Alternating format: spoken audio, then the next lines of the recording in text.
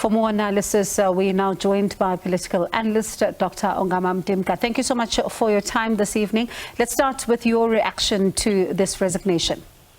Hi, Bongiwe. It's quite an interesting one in the sense that David Mabuza is a well-calculating politician. He knows when to engage in a battle. He knows when to come out. He knows when to not, make problems. And I think that many people, even in the cabinet, know that their days are numbered, but are not the kind of people who are going to make the calculations Mabuza has made that are saying strategically what's best to do. Must I create a situation where the president must force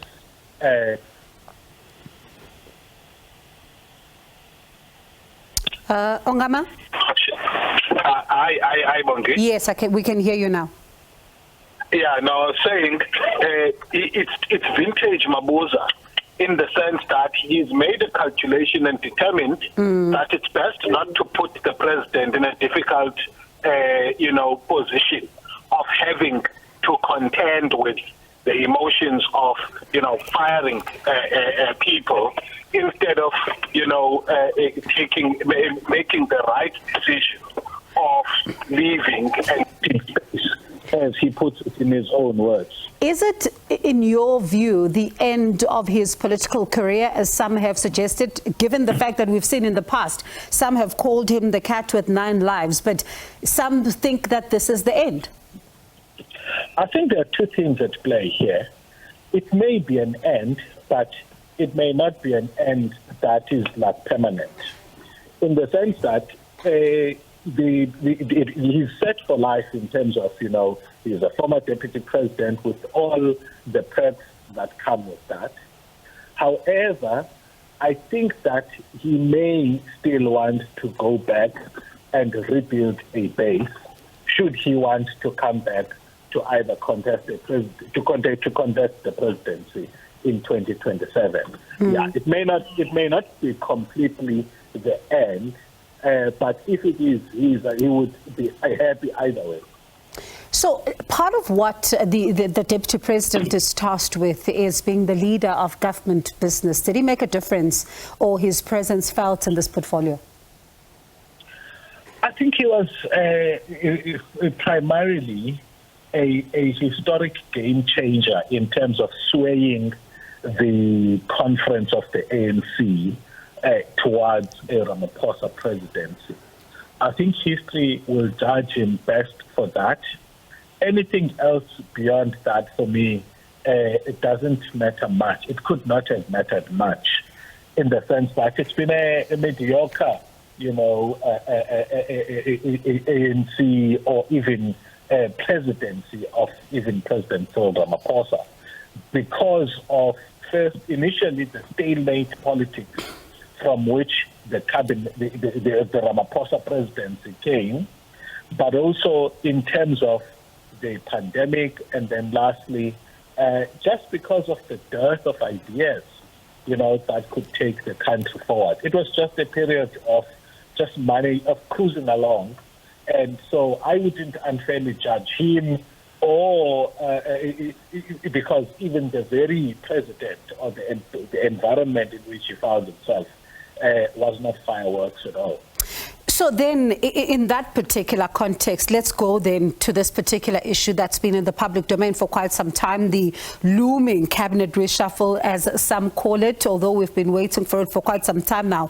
I was in conversation earlier on with some political analysts, and Sandile Swana says that, he doesn't even trust that we're going to see a high-performing cabinet should a reshuffle come and be announced, because, as we are told, is imminent. So listen to what you've just said now. Can we see a high-performing cabinet, possibly, if a reshuffle is made?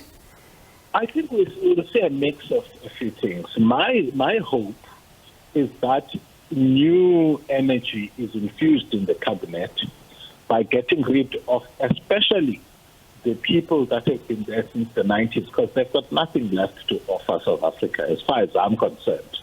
Even the best of that group, whatever the standard for best is, cannot offer anything further for South Africa going forward.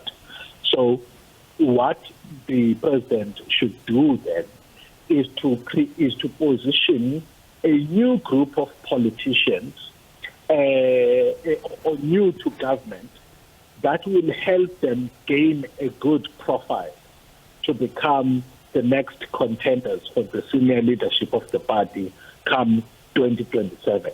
Does he look internally, though, for those people? Yes, I mean there's quite a number of people within the party. I think he's allowed to pull in one or two ministers outside, but it's the ANC. Realpolitik trumps idealism in the ANC, and you can hear from Mabuza that, in fact, Fikile Mbalula is quoted as having said they prefer the cabinet to be aligned to the national leadership of the party. What that means is that securing ANC leadership office guarantees one a right in the leadership of the state, both at the national, provincial, as well as local levels. But that tendency has been entrenched. So it doesn't matter whether you have people who are good, likely performers or not. Realpolitik of balancing the power between the Lutuli House and the leadership of the state, or regional office and the provincial leadership, seems to be an entrenched idea, which was not the case, by the way, before the 2007 conference. So, given that, then, how difficult does then it make this idea of rejuvenation, of unity, of renewal?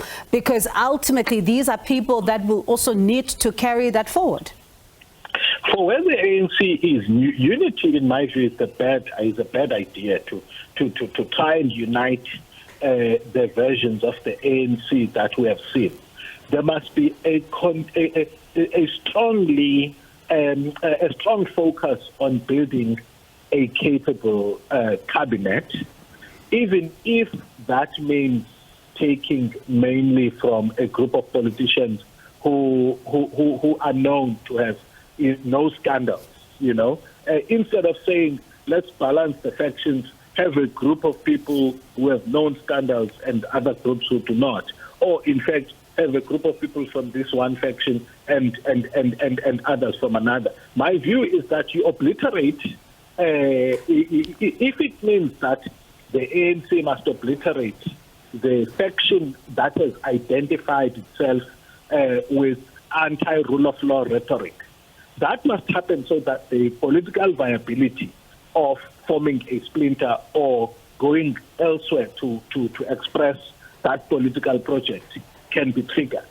Otherwise, it's a problem. I can understand if there's an emerging faction, for example, around Mashatile, and you need to balance things out there, because that would be a faction that comes from closer to the Ramaphosa camp. And I haven't heard people being avowed anti-constitutionalists or people who challenge the idea of the rule of law from within that camp. All right, let's see how then it all plays out. Thank you so much for your time this evening. That's Dr. Ongama Mtimka, a political analyst, as we are looking at the story, the resignation of Deputy President David Mabuza. Remember, this is a story that has been swirling, particularly around the 24th of January. Remember, when it was announced that Paul Mashatile is heading to Parliament. So certainly a lot of speculation has been in the public domain.